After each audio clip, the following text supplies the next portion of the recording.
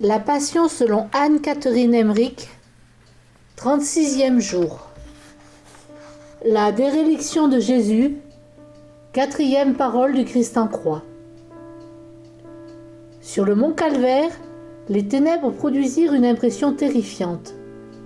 Au début, le tumulte empêcha de prendre les actes mesures du phénomène.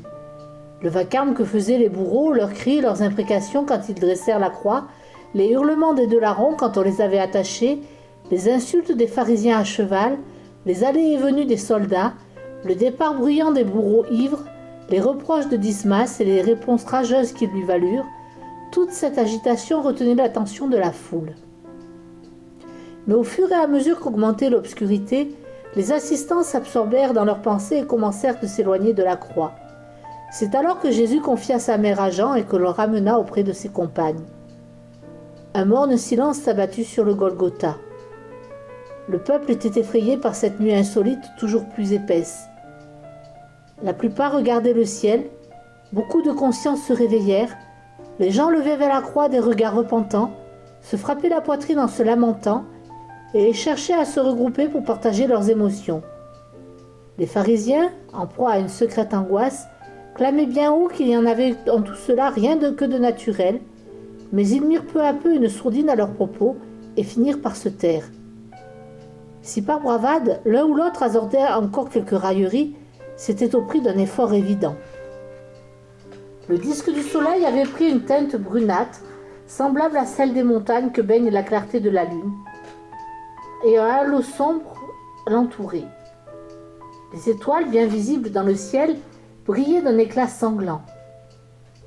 Les oiseaux venaient s'abattre aux pieds des hommes sur le calvaire, et sur les vignes alentour, on pouvait les ramasser. Les animaux s'agitaient en hurlant, les montures des pharisiens se serraient les unes contre les autres, la tête basse. La nuit et le brouillard enveloppaient toutes choses. Le calme régnait autour de la croix dont tout le monde s'éloignait. Nombreux étaient ceux qui s'envoyaient vers la ville. Le Sauveur crucifié éprouva alors en son interminable martyre une déréliction infinie. Des profondeurs où son âme était immergée, il éleva vers son Père une prière poignante en faveur de ses ennemis. Il reprenait des versets de psaumes exprimant l'amour qu'il leur portait. Ainsi s'accomplissaient les Écritures. Je vis des anges autour de lui. Quand l'obscurité s'accrut et que le désarroi fut pour beaucoup l'occasion d'un retour sur eux-mêmes, dans un silence qui oppressait le peuple, je vis Jésus en croix complètement seul, privé de tout réconfort. Il souffrait tout ce que peut endurer un homme affligé, recru de peine et d'angoisse, privé de toute consolation divine et humaine, quand la foi, l'espérance et la charité sont menées au désert de la moindre tentation et où se trouve sans la moindre lumière, sans la moindre grâce sensible, n'expérimentant plus que par elle-même une souffrance infinie. Cette douleur était indicible.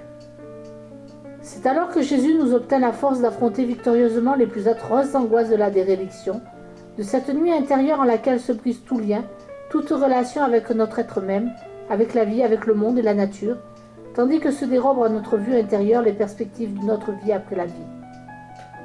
C'est par l'union de notre déréliction à l'abandon que souffrit Jésus sur la croix que nous sommes en mesure de surmonter l'épreuve. Il nous obtint alors, par l'offrande de sa détresse, de sa pauvreté, de ses tourments, les mérites de sa persévérance dans le délaissement radical, ô combien douloureux, que nous pouvons être amenés à connaître. Aussi, pauvres pécheurs, ne devons-nous jamais désespérer à l'heure ultime où tout s'obscurcit, où toute lumière et toute consociation nous sont ôtées, dès lors que nous sommes unis à Jésus dans le corps mystique de l'Église. Nous savons que nous ne sommes jamais seuls ni sans protection, quand nous sommes amenés à descendre dans ce désert de la nuit intérieure. Jésus a jeté dans l'abîme de la déréliction, océan amer s'il en est, le poids de son propre abandon intérieur et extérieur sur la croix.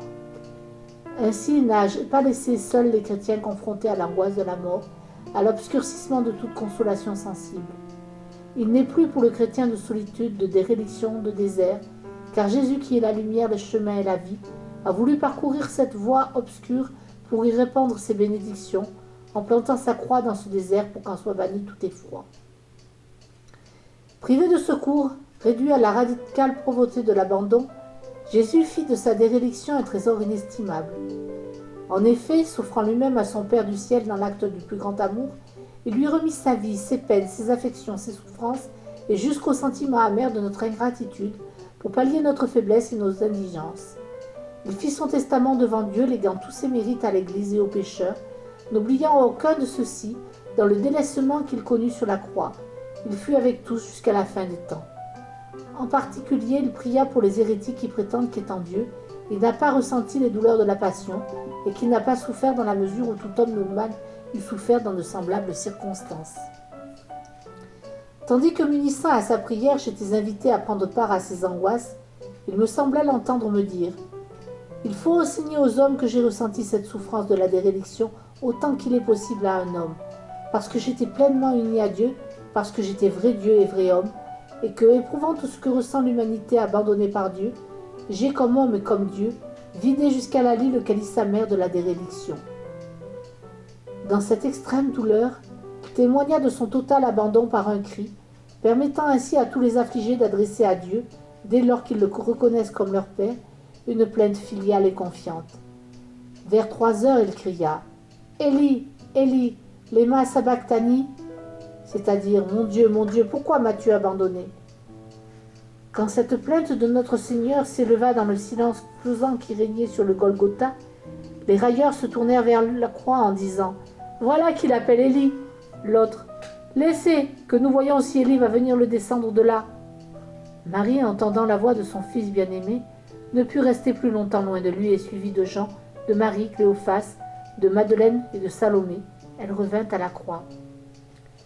Alors que le peuple alentour élevait en tremblant ses lamentations vers le ciel, un groupe de cavaliers passa près du calvaire. Une trentaine d'hommes qui montaient de la Judée et de Jopé pour la fête. Découvrant l'ignoble traitement infligé à Jésus et y voyant la cause des phénomènes menaçants qui bouleversaient la nature, ils s'écrièrent « Malheur! Si cette ville cruelle n'abritait pas le temple de Dieu, il faudrait la brûler jusqu'aux fondations tant est abominable le crime dont elle s'est rendue coupable. » Cette exclamation d'étrangers, apparemment de riches négociants, galvanisa le peuple. Des murmures et des plaintes s'élevèrent de toutes parts. Les assistants se scindèrent en 2 groupes, les uns gémissant et pleurant, les autres multipliant sarcasmes et insultes.